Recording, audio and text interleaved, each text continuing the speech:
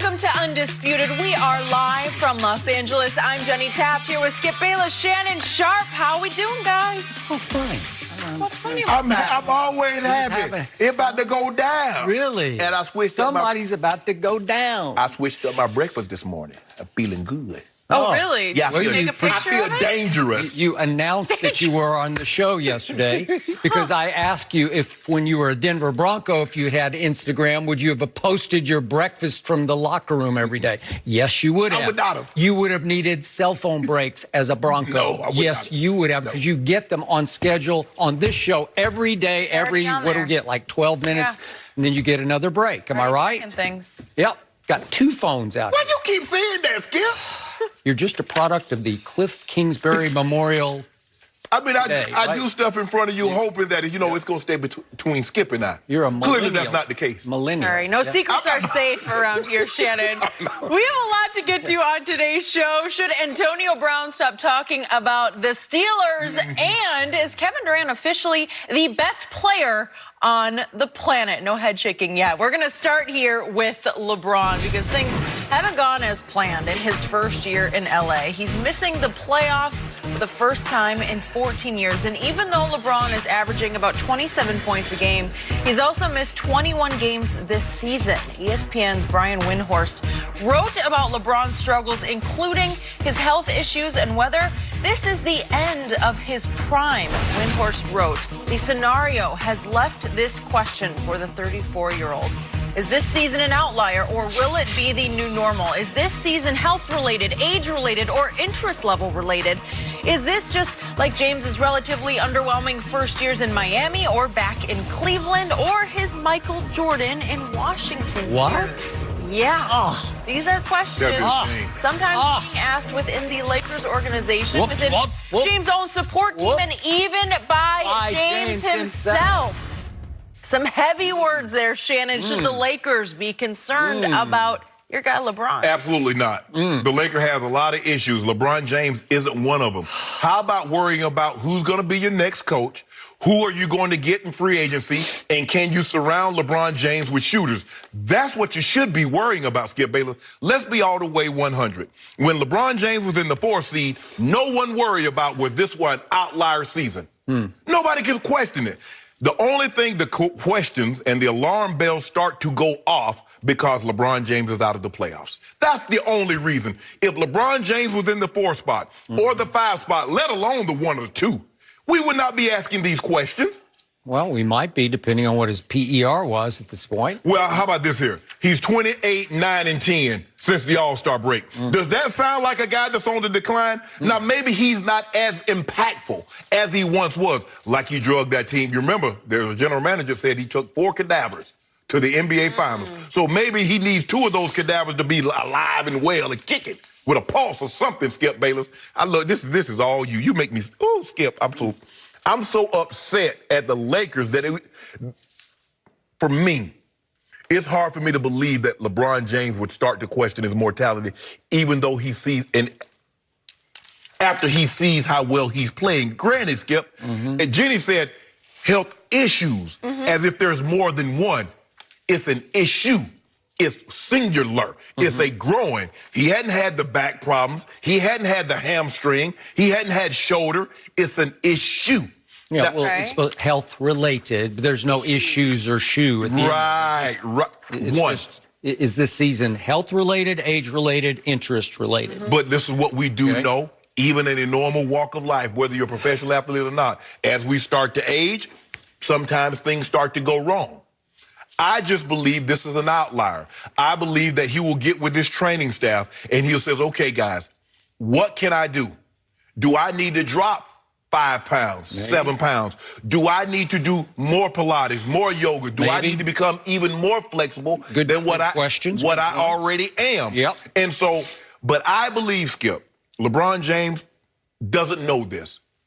This is the best thing that happened to him at this point in time in his career. Okay. Because for the first time in 14 years, he's not going to be playing basketball in May. For the first time in 8 years, he will not be playing in June. I think even a bigger advantage is that it's going to give his mind a break. Because, Skip, he's not going to have to worry about what do I need to do to win this game to advance to the next round. And then once the next round, what do I have to do to try to win this NBA Finals? It happened to me in 2014, Skip. The best thing that ever happened to me, although I didn't know it at the time, is when CBS let me go. And I got an opportunity to come on your show. And I was sitting there in the production meeting. I was only supposed to come on for 2 segments. I come on for my segment, and Skip asked me after, could you stay for the rest of the show? I'm like, sure, no problem. I remember getting on the phone, calling my sister. I said, this is what I want to do. I said, I could do this. Really? LeBron James is going to sit back and look. Yeah, I do. I said, I can do this. I said, after I done beat Skip, that my phone was blowing up, Jenny. Ooh, you giving Skip the business. Oh. I knew he was. Yeah, Skip, that's what he said. That's what he said, Skip. I'm just saying. I'm sorry I brought that up. I was trending. Yeah, trending? I was trending that day. That day? That day after busting you. Hashtag bust Skip up. That's where it started at, Skip. 2014. That's where it started? Yeah. Do you And remember what you were talking about? It might have been old King James. Oh, interesting how things stay the same. I don't remember that story, but I like it. It sounded good. You remember? It worked. Actually, it was 2015 when I came on the show, but I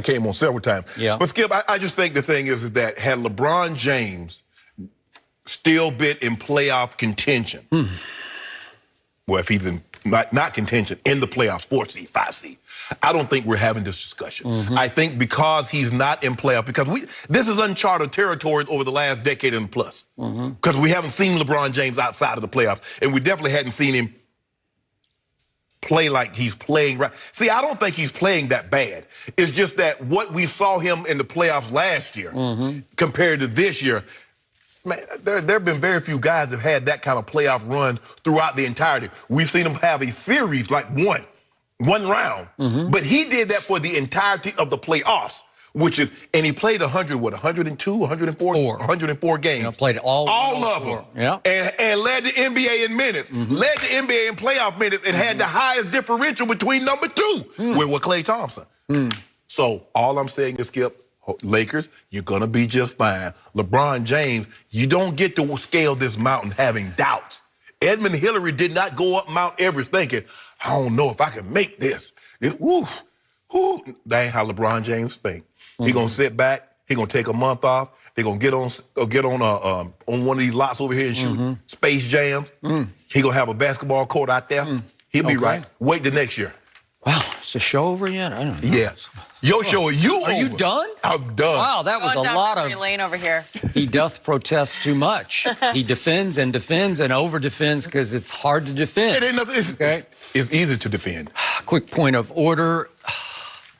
You hashtag crack me up on a daily basis, but you never, ever have busted me up, ever. Oh, yeah. So thank you very much. Now back to Brian Windhorst, who wrote this piece. He and our man Chris Broussard rival each other for insight and knowledge about LeBron James. Okay. And yet Brian has covered LeBron all the way back to his middle school days in Cleveland when we knew by that point he was going to be something very special. This is a powerful piece written by Brian Windhorst, who I know very well. And Brian is a fan, a big fan of LeBron's, but he's an extremely objective fan. And he just raises some issues that unfortunately, frighteningly, need to be raised at this point in time. And again, I hope you are dead right about all that you said, because I love talking about LeBron. Everybody thinks I'm a LeBron hater, but he's obviously all-time great. This league needs him. The Lakers need him. The show needs him. I don't want to see him hit the wall at this point. Like some players just hit the wall and they're never quite the same. And Brian, at the end of his piece, he brings it up. He says, you know, there's a concern here. There's a case to be made that players don't often have bounce back years in a season in which they turn 35 years of age. That would be a very special thing. If he bounced back to his age 33, which I could make a case that the one last year, I think it might have been his best season ever. I didn't like the way he capped it off in the finals. That was a whole different ball of wax. You do know it's the same numbers. What? LeBron James is averaging. Yeah, I'm going to get to that. His PER is frighteningly dropping. His impact on the game is dropping shockingly. And yet, my point about this is, obviously you and I go back and forth because I think he's a flawed all-time great player, and for you to even put him in the same sentence with Michael Jordan is just, it's laughable and blasphemous. But be that as it may. LeBron's in the front. he is not. And he continues to